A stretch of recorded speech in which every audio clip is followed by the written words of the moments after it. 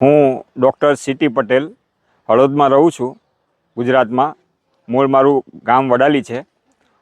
મને ઘણા ટાઈમથી મારા શરીરમાં ગેસ, એસિડિટી અને કબજિયાતની તકલીફ હતી.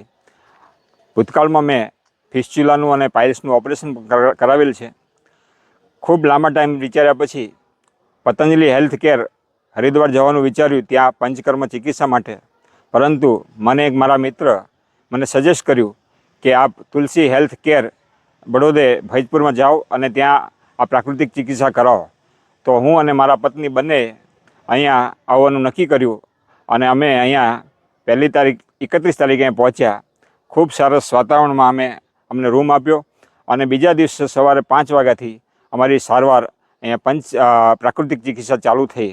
સવારે 5 વાગે ઉઠીને તરત જ ખૂબ સરસ વાતાવરણમાં, ખૂબ સરસ બગીચામાં અને કુદરતી વાતાવરણમાં 1 કલાક માટે અમે ચાલતા રહ્યા અને પછી એના પછી તરત જ નસ્ય કરાવે છે. નાકમાં ગાયના ઘીના ટીપા નાખે છે. પછી કોગળા કરાવે છે.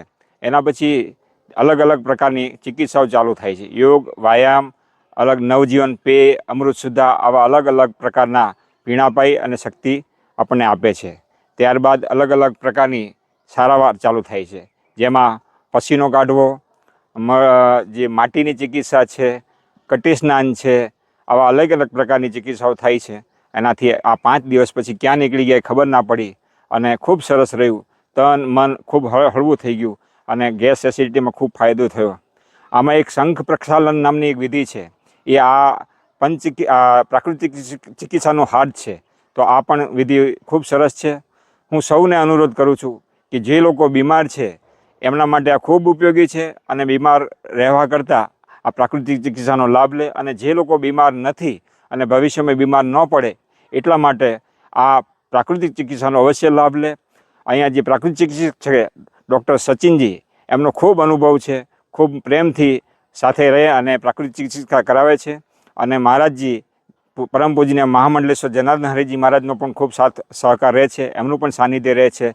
સર્વેને મારો અનુરોધ છે કે આ પ્રાકૃતિક ચિકિત્સાનો અવશ્ય લાભ લે, આવે અને નિરોગી રહે તન અને મનથી. જય ગુરુદેવ.